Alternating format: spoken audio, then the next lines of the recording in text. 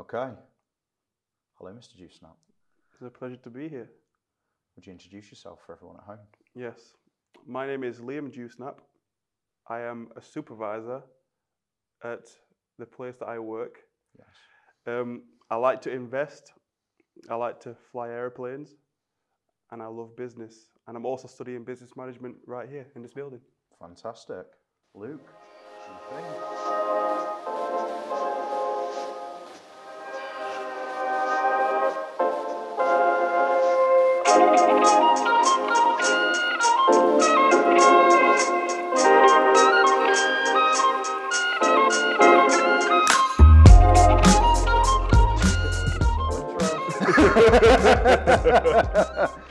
Okay, so that was some fun hobbies. Tell me about learning to fly was one of them. Yeah, so since being the age of like 9 years old, I've had an obsession with planes, and I don't know why, I don't know where it came from, but I would literally find myself on YouTube watching like hour-long videos of planes taking off and landing.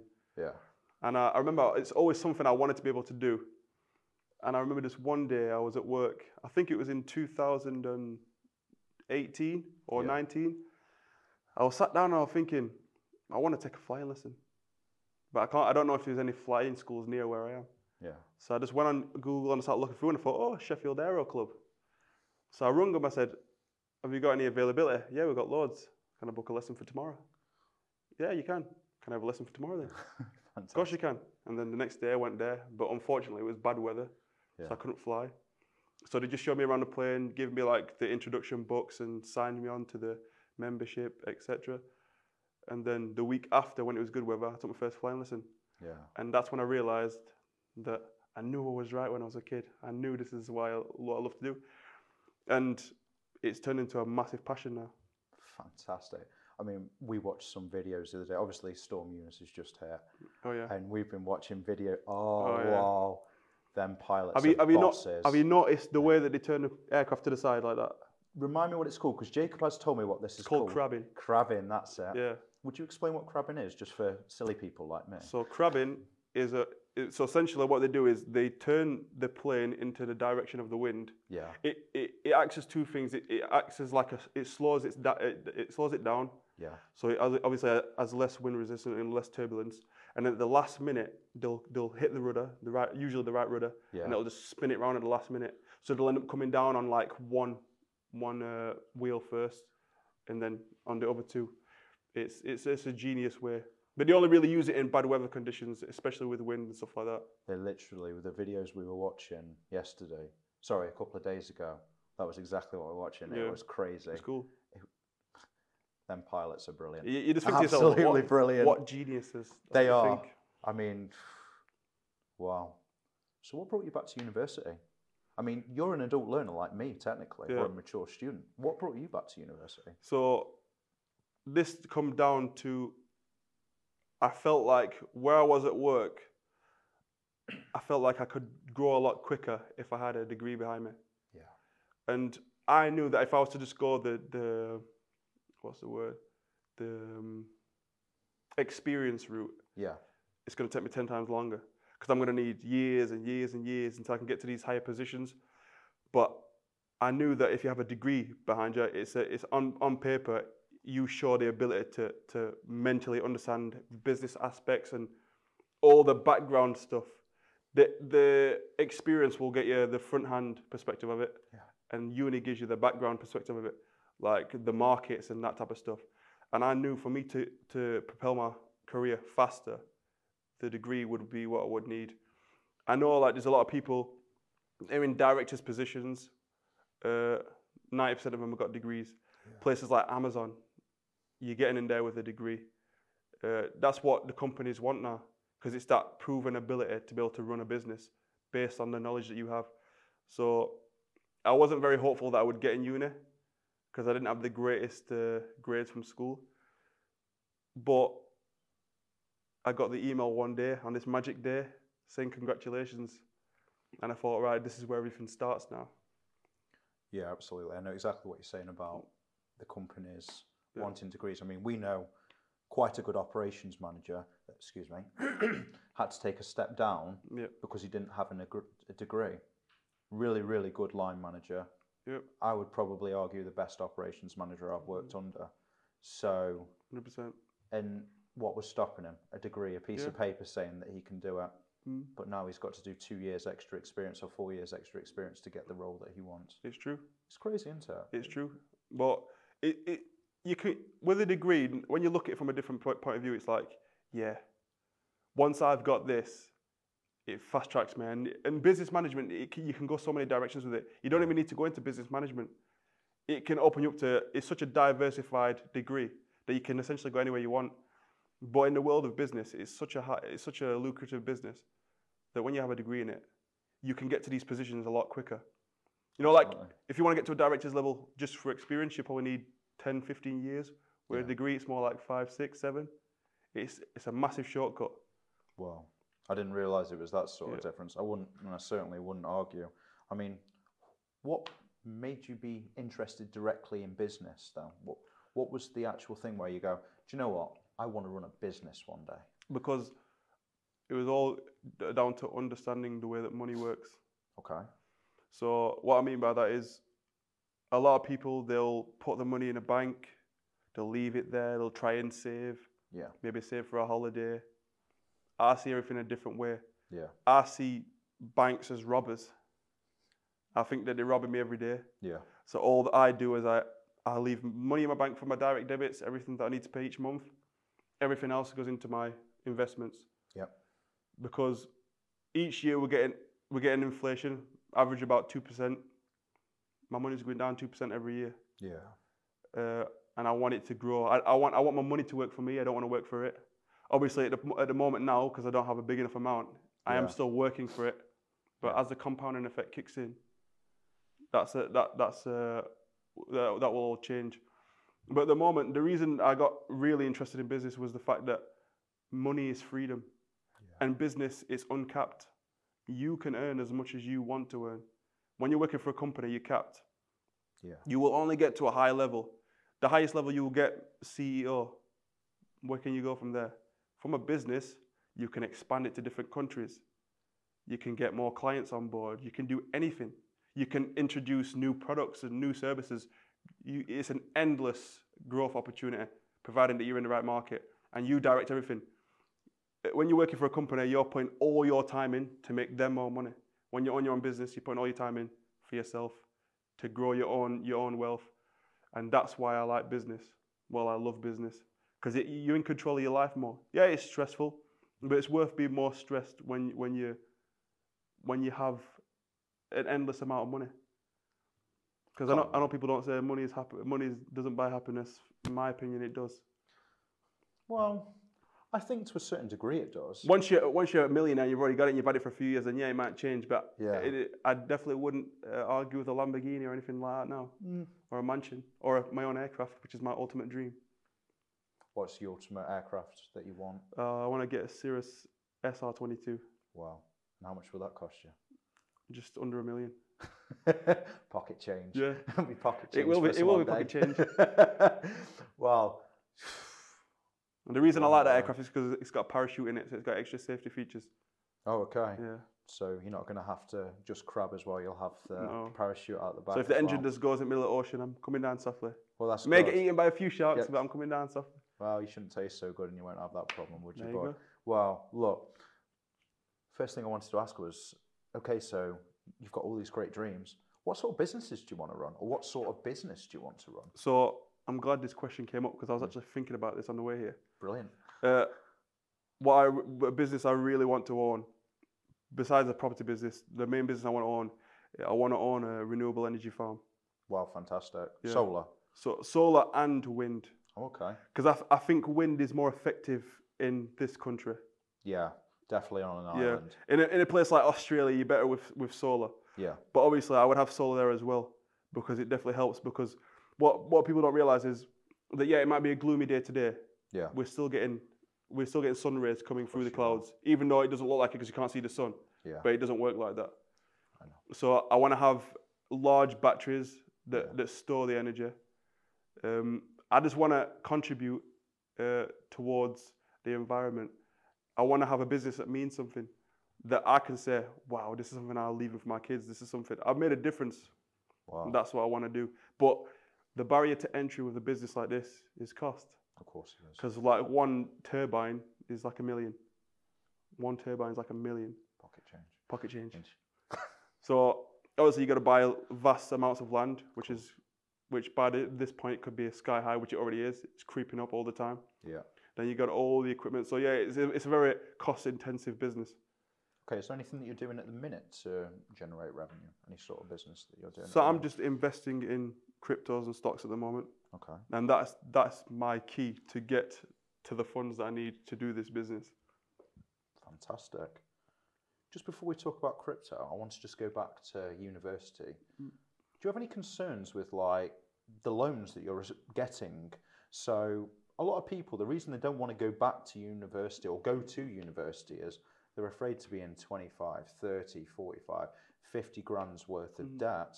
They almost think like it's a bad debt and it's going to hold them back for the rest of their lives. What's your opinion of this? Yeah, again, with debt, people need to realize that there's good debt and there's bad debt. Just like buying a house is a good debt. If you're in 1.6 million in mortgage debt, but you're making a cash flow of 25 grand a month, you're in good debt. Yeah. You're in good debt in my mind because you can leverage the cost of them houses. You're getting a monthly income, and you can sell them all at the end of it. Yeah.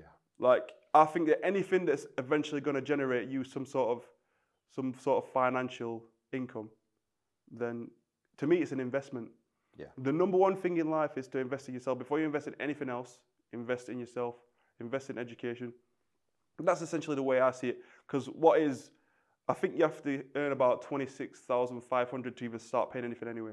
And at that point, it's only like 30 quid a month. Like, what's 30 quid a month? Exactly. And if you're on 100 grand, you're probably paying about 70. What do you do? I pay more than that in national insurance. Exactly. I mean, it doesn't bother me at all. Well, I'm glad you said that, and I'm glad you mentioned good debt, because I'm going to come back to that in a second. But I was telling this to Tom, who was actually on our podcast last time. So I'm just over the threshold at the minute. Even though I'm at university, I'm just over the threshold for my student loan. I pay about £2 a month. Yeah. I don't know how you're going to survive. I don't know. Oh, that's half a pint, mate. You're going to have to put your house on it soon. I know, mate. Okay, and I'm glad you brought up good debt, because this was something we were discussing with one of our classmates the other day. We were trying to explain good debt to him. And you did quite a good job, actually, of explaining good debt. Could you describe bad debt to people, just so they know? Because a lot of people, they understand the concept of debt, but they don't actually understand the concept of good debt, which is earning you money, against bad debt, which is actually depreciating in value. Could you give an example? So bad debt would be something like buying a car. Yeah. Using a debt to buy a car. Credit cards, buying clothes. I believe anything that doesn't purchase an asset or some sort of education is a bad debt. Yeah. I mean, a car is definitely, I mean, you buy the car and as soon as you drive off the lot, how much is it? Halved in value straight away? Yeah. Absolutely ridiculous. 100%. I think anything like cars, some people take debts for holidays, some people take house renovation loans, things like that. Yeah. They're the type of things where I would just sort it out slowly. Yeah. Some people may take 10 grand extra on a mortgage to get a whole house done, whereas I see that part of it as being a bad debt unless they're doing that to flip it. Yeah. Then I totally agree with. So it totally depends on the context of it, because that can be classed as a good debt and a bad debt as well. If it's something that you're going to live in for years and you're getting 10 grand just to get this new kitchen and new bathroom in, then I think it should just be done slowly. Pay out your own money. Yeah. Put a couple hundred quid every single month from your wages. Get your carpet done this month. Get your wallpaper done the next month. That type of thing. I mean, what would you say to people though that would be like, yeah, but that 10 grand, I don't care about being in debt with that 10 grand. I just want a nice kitchen, a nice bathroom, and I want to have an easy life because of it. What would you say to people like that? There may be people that's not financially savvy. No, that's okay. I just wondered what you'd say, because I mean, I've actually had this conversation with someone at work the other day, ironically, who's getting a new kitchen. I'll tell you about it later. And they were like, well, I don't care, I'm retiring in, I think it was 7 years. And they're like, well, I don't care about having this bad debt because I'll be sound at the end of it. And that's why I was just curious. I mean, I tried to explain about bad debt and how just with the money that she was on, if she just brought a little bit over the next 12 months, she'd probably be able to afford it by then. Yep. Because it was something like 6 grand that she needed, and her income's a secondary income. They don't need it. But also the thing on top of that is, say for example, if they want to go on holiday, the amount that they can use now has gone down because they're paying a monthly fee to pay this loan back from this house. So to do anything else in their life, you're going to struggle more. Yeah. They're essentially back to square one. Definitely. Because they've got everything sorted out in the house, but they've got to pay £200 a month to pay this loan back. Yeah. Then what if the boiler breaks down? Then they've got to get a loan to get that, or try and pull that money out from somewhere, or live in a cold house. Then they want to go on holiday, so they've got to find another couple grand from somewhere. And we slowly start digging ourselves into a hole. Yeah. Whereas if you do it slowly, you start your own money, you don't owe nothing. You just owe your mortgage and that's it. So you've essentially got an extra £250 to yourself to do whatever you want with every month. Absolutely agree. My friend just keeps getting these short-term loans as well. I wish he wouldn't. And he keeps doing it for PlayStation things, or what was it, for the sofa was another one. Yeah. I think he's crazy. And I keep telling him he's crazy. The amount of money, but it's only 13 quid a month. Yeah, but it's for 3.5 years. You're absolutely nuts, mate. But it's the same people that do things like that will say, I don't want to invest it because it might go down. Well, you've lost your money straight away anyway. Yeah. I don't understand it. Yeah, absolutely. No, I'm with you on that. Okay, so one more question about uni I wanted to ask you. What's it like for you being a mature student compared to the other students in your class? Well, I wouldn't say mature. I'm only 25. I know, but you are technically classed as a mature student. Yeah, technically. How do you find it? I think the only difference between me and any of my peers is the fact that I generally know what I want to do. Yeah. Whereas I feel like they're coming in and they're like, I just got into uni, so I'm just going along with it. Yeah. I think like when you're more mature, you're more into the mind frame of, right, I need to start getting on my stuff now and figure out what I want to do and how I'm going to get myself there. And I'm at that stage. That's why I feel like in my seminars, I don't think a lot of people take it seriously as they could do, because they're still in that, I don't know what I want to do. Yeah. But because I know what I want to do, I'm more laser focused, so I take it a lot more seriously. That's the only difference that I really see. That's fair enough. I mean, do you think, how do I put this? Because this was a question I wasn't intended to ask you, but it's actually come to me. Do you think it's easy enough for adult learners to actually get into university, or do you think they have to jump through too many hoops? It depends. You see, for me, I had to take a access course through college for a year to then get on to a university course. My friend had to do GCSEs, then his access course, and then attend university. I was just curious, I mean, for you, did you find it relatively easy to be able to get to university, or did you find it difficult? For me, I thought it was easy. Yeah. But that was due to the pandemic. Yeah. I think I got in very lucky, because when I applied for uni, I had just enough UCAS points because of music grades that I got from college. Fantastic. That gave me I think I needed 64 to get on the business management with foundation year. Yeah. And I just had enough points for that one. Is it a module or a course? Yeah, from college. Yeah. And about 2 months later, I got a conditional offer that I retake maths and English. Yeah. So I went through all that, trying to find a school that I could go to learn it, and I did find one. Yeah. But then when COVID got really serious and they weren't opening anything and everything was closing down, I couldn't go and do the exams or anything anymore. So then I thought, I'm not getting in. Yeah. And this is why I was so confused when I got the email saying congratulations, and I thought I was being scammed. Yeah. Until about 3 days later, I got a box through my door, which come with a uni hat and stuff, and I thought, wow, I've actually got in. So I think it was down to the pandemic, because also the uni is a business. Yeah. Above anything. Of course it is. They want to fill up the course. They don't want empty seats. And the problem they've been having is a lot of students from outside of the UK haven't been able to come here. Yeah. So that leaves a massive deficit in the spaces. That's why a lot of students have been getting in that you probably wouldn't think that they would be able to get in. Yeah. If you knew where they come from. But I think it's good, because give a lot of people a good opportunity. But I would definitely say I got in because I got very lucky. Yeah, but timing is everything. Yeah. And let's just be honest about something. Okay, so you don't have the GCSEs that the uni wanted. Would you mind sharing with everyone how you do on average at university? What's your average grade?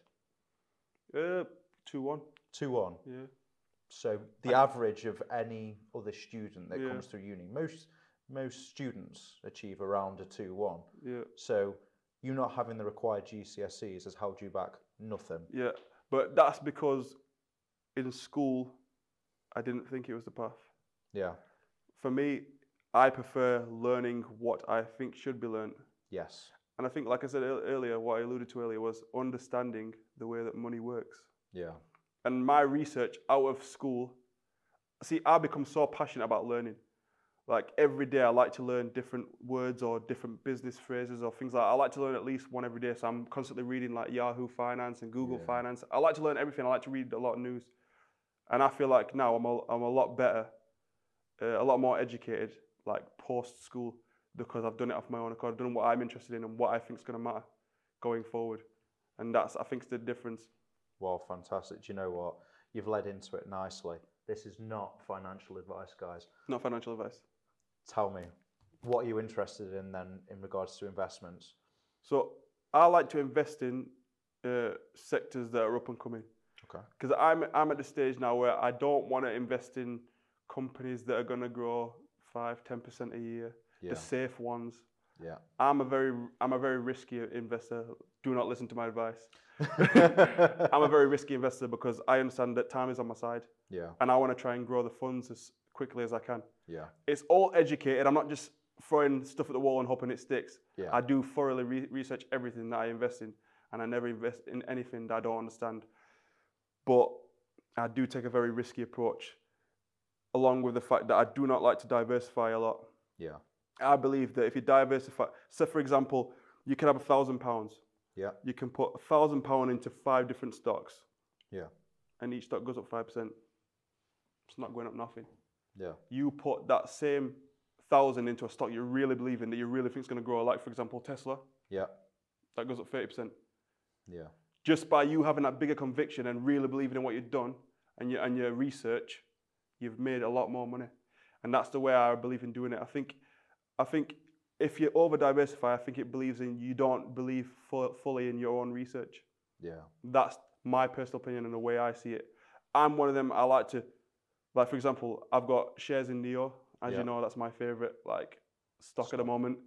I've got $4,000 in that. Yeah. I mean, I could have put $1,000 in that, $1,000 in Tesla, $1,000 in another one, $1,000 in another one. Yeah. No, because I believe long term I'm going to get a lot more gains out of NIO because it's a new company. Yeah. Because it's in an industry that's set to explode over the next 10 years. Because all governments are pushing for this industry to be at the forefront of everything. What industry is it, just for the people that don't know what NIO is? It's the renewable energy market. It's the EV market, electric cars. As we know, like for example, countries like China. China produce the most carbon emissions out of any other country. Yeah. Which is pretty obvious why. With this is a big problem. So China are trying their best to make sure that they're the leaders in trying to prevent this from happening. They want to look good in this circumstance, and that's why most of the EV sales come out of China. And NIO, the company that I invest in, are a Chinese-based company, and they are backed by the Chinese government. So if you put 2 and 2 together, they're in a very lucrative industry that's down there, that's going to be up there in the next 10 years. They're being backed by the Chinese government, which is a very powerful country, and people argue that it will flip the USA in the next 10 years, which is a very big statement, but I can see the way there. You got to think, who are they going to push more? Are they going to push Tesla more? Or are they going to push their own?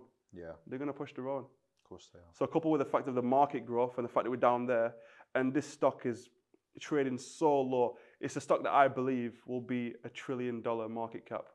Yeah. I have no doubt in it. Within the next 10 to 15 years, $1 trillion market cap. What is its market cap currently? I believe it is 40-something billion. Nothing. It's almost like a 20x. Yeah. And I believe that's 100% going to happen, and that's why I put my money where my mouth is. Yeah. Not financial advice. So your big one is NIO. NIO. Stocks.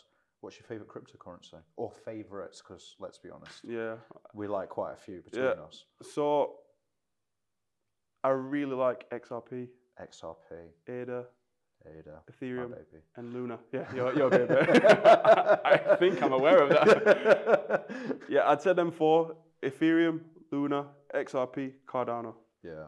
My main ones. I think they're all great shouts. Oh, and I also like Polygon. Yeah. I'm invested in that as well. Yeah. Yeah, and see, these 5 cryptos. I don't want to have 500 in each of them, then get 500 in quant, 500 in another, 500 in another. Yeah. I want to, every time I get paid, I put more into each of them. Or whichever one's dipped the most that month that's gone the most down or has got the most upside to go in the cycle or whatnot, I'll put more money to that. And that's the way that I invest. Yeah. I consider myself to be a very opportunistic investor. So for example, if XRP wins the case that they're in, Yeah. and they go up, they do a 10x, for example, I'll take 5 grand out of that and put that into Cardano, providing that Cardano's still down where it is now. If Cardano's still lackluster and it's still suppressed in price, I'll put 5k from that into Cardano. Because then I'm recycling the funds from that to take advantage of another future massive pump. I can't wait. And that's the way I do it. Cardano is... You're going to be so rich. You're going to be so rich. I'm not even saying how many I've got in there, but when I get to 5 figures worth of Cardano, which hopefully will be this year, because I have a plan. You're not far already though. You're not no, far. I'm not far. You're talking like you've only got 2k or something, you know what I mean? Well, I don't like disclosing how Leave much that to your imagination. But I envision a 50p Cardano at some point, which will be around 70-ish cents, because the markets are currently in free-for-all because of the inflation, because of the Fed, because of all the rubbish to do with COVID, unfortunately. Russia flexing because they haven't got something that they want on a personal level. And I really hope I'm right in saying this. I don't think they want war. I think they want something else. And these moving the tanks to the border is give us what we want or else sort of thing. And I would hope that there's going to be some negotiation coming through. But all this rubbish, and with the prices currently in free fall, I think my opportunity to get to the magic 5 figures in ADA is coming soon. I'm going to try to join you, but I'm a long way away. Yeah, oh, it's all right, mate. This is why when you said you want to do one, then the other, then the other. I'm doing exactly the same thing. ADA's my first shout. XRP is your first shout. Yeah.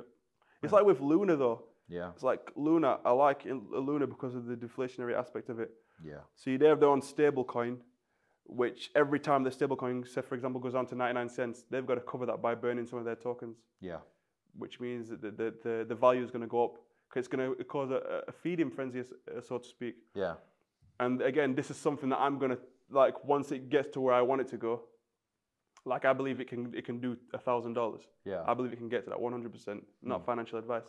I don't want to get sued. No, none of us do. But eventually, when that gets to $1,000, again, I'm going to recycle half of it and put that into, out of them 5, which one's the most suppressed? Whether that be Cardano. I hope all the others pump before Cardano does. I do. So I can have about 10, 20 grand in it. I'm going to tell you something now that's probably an unpopular opinion amongst ADA fans. ADA, even with all its buffs that it's going to get this year, and it's going to get buffed massively.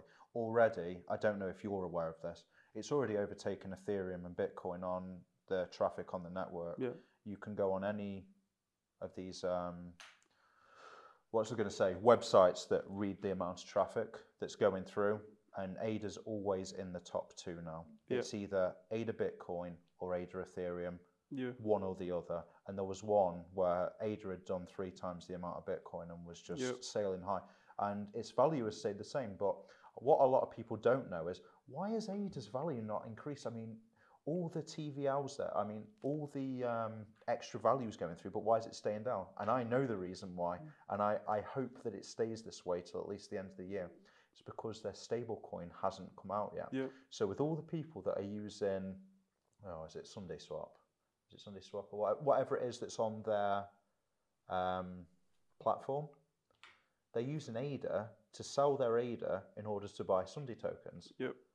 So of course the value of ADA is going down because people are selling ADA. Yep. As soon as Coty releases, I think it's called JED, which is going to be Coty's stable coin on the Cardano network, then you're going to see a price increase in ADA, I think.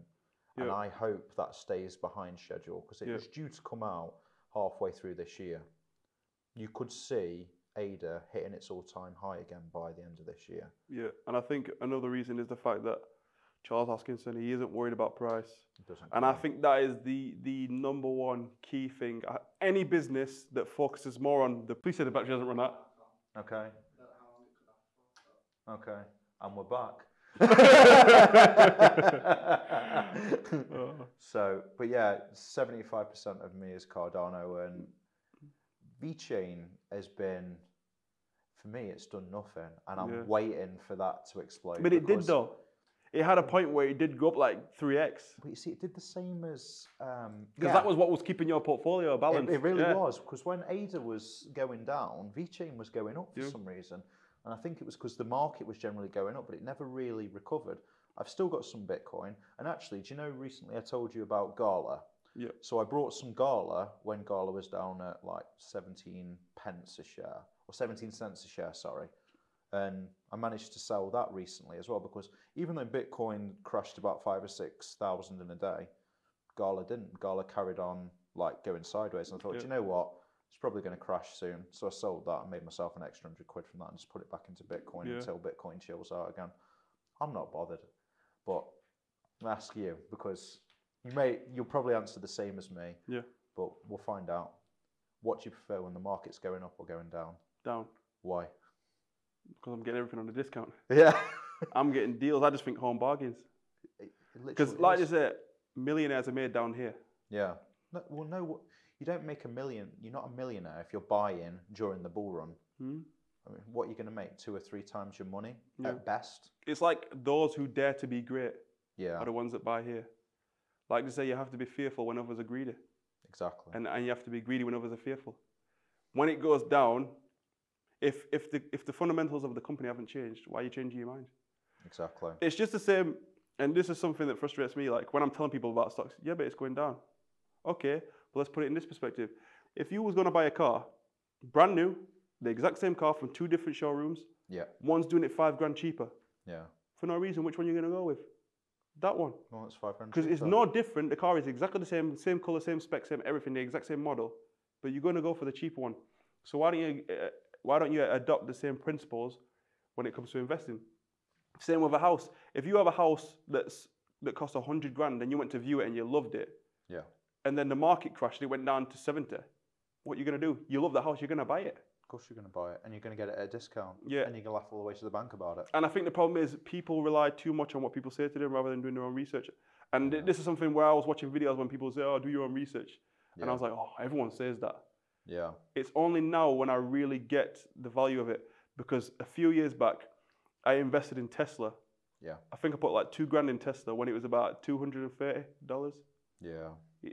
And because it kept going down, I started panicking and I sold it. Yeah. And then 2 weeks later, it went up to all-time highs. And since that moment, I realized what I did wrong and what I'll never do again. Yeah. Because I invested in Tesla because I watched a YouTube video of someone saying it's a good stock. Now everything I do, I spend hours researching why it's a good stock, why it's a leader in its market, what's its unique selling point, what does it have that other people don't have. Yeah. And Tesla has a lot of them things. Really does. And now it's at a price of 800, and that to me is a bargain. Tesla today, I think it was like $852, and that to me is a screaming bargain. And to think that I had it at that price back then, it makes me feel sick. But I learned a massive lesson, and it's all about patience. Yeah, I would agree. What do you think of Meta at the minute? See, I love this company. You see, the fact it's dropped so much, I think it's brilliant. Yeah, it's brilliant. Like, you got to realize that Meta is one of the top 6 biggest, largest, strongest, giant companies on the planet. It's got billions and billions in cash reserves on its balance sheet. Do you really think that it's going to go anywhere? No. No chance. It's just like Apple. If Apple goes down, it's got over 100 billion in cash. Yeah. Just 100 billion in cash to do whatever it wants with.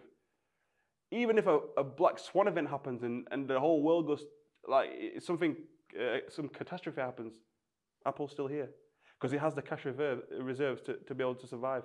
Yeah. And times like with this pandemic, it's the smaller companies that have copped for it. Yeah. Facebook, Apple, oh yeah, they're going to have a few months where the sales are down, but long term, they don't care. Look at Amazon. Yeah. Look at Amazon, made a killing. and they flourished because they've got an evergreen business, but it's better with the world that's going now because people rather order things online. Yeah. So Amazon's just benefiting from that, and with COVID, it increased because nobody could go out. So anything that they wanted, they had to order it online, whether it be eBay or Amazon. But obviously, Amazon's the bigger brand. It's nuts, isn't it? Yep. Do you know what? Final question. Yep. Just because I asked this of Tom and I thought I'd ask it of you. What do you prefer, the learning-wise, learning at home or being in class, and why? Yeah.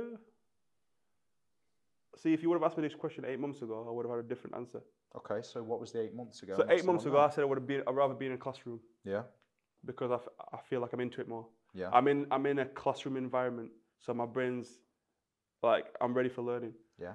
Whereas we're at home, I got too much distractions. I got the internet loading up something else like the crypto.com and yeah, all that type of stuff, research and everything just around me, everything that surrounds me. But now with me living so far away and me having such a busy work schedule and stuff like that, I would love to be able to just wake up, do my seminar online, laptop away, and go back to sleep. So it would benefit me now. And towards when we was doing last year with all the Zoom and all that type of stuff, towards the last 3-4 months of it, I realized, wow, I really like this. Yeah. I'm really starting to get into it. And there's other things like when you're in a classroom, the good things about being in a classroom is when, say for example, the tutor has a question. Yeah. They could directly pick people. Yeah. Whereas on Zoom, it would be like, can anyone answer this? And no one would speak. I still have that now. Yeah, it's frustrating because it's like you don't learn as much because you're not getting someone else's perspective on it. Yeah. Because it's very important to understand where people come from, because it can make you question yourself. Like, yeah, you got a point with that. And that's often what I do with you. Like, working you for a long time, I'll say something and then you'll say something else. Yeah. And I'll be like, yeah, it makes a lot of sense. Yeah. And I enjoy that. But I would say as of now, I prefer learning online because I think, and that's purely because it suits my lifestyle now. And I'm no longer in the mindset of, I need to be in the classroom to be in a learning mind frame. Fair enough. Now I know what I'm here for. I know what I signed up to it for. So I need to be in the mind frame for it anyway. When I'm in a seminar, I need to be ready for learning. But now it's just a lot more convenient for me. Living so far away and being so hectic, having such a hectic life, it's just much better. I wouldn't prefer it to be online, but you can't always have everything you want. No, you can't. I've got to admit, I still prefer classrooms. Yeah, even now. Yeah, I mean, even though I get to lie in bed, lecture, yeah, of course I'm listening. Yeah. Even with that, it's like, I'd rather be in the classroom because I know I will make myself listen and participate. Yeah. When I'm at home, there's still that part of me that's like, let me just cuddle up here. Yeah. I'm listening. Yeah. That's just me. It's so true. I lied when I said final question. One last thing. Thing. What's your plans for the summer? So I want to start a YouTube channel. Oh yeah. Yeah.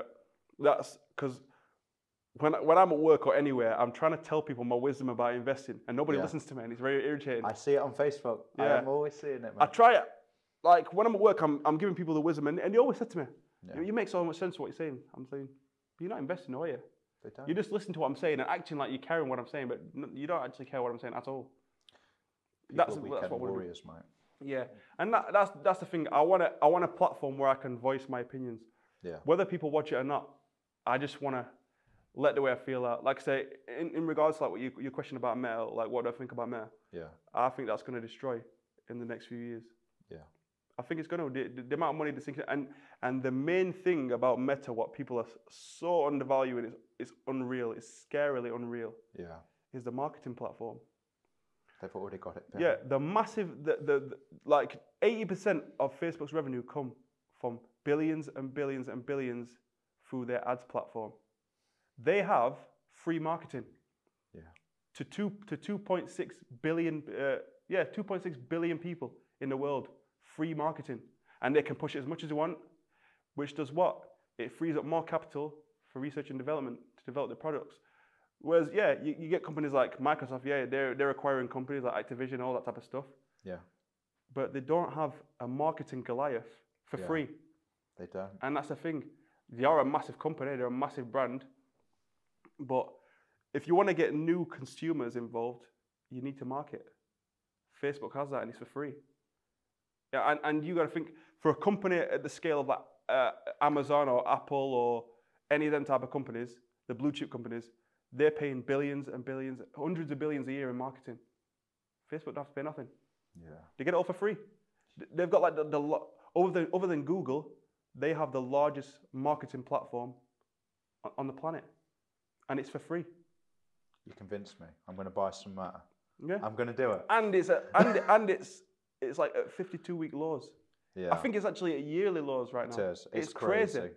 Absolutely I crazy. think just to get back to all-time highs, I think it's got to go up like at least 1.5x. Yeah.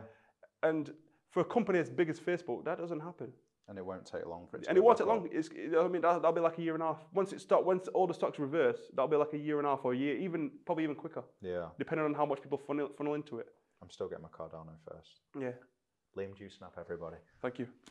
Take it easy. I hope you can have like a little clap effect in it. Oh, we will.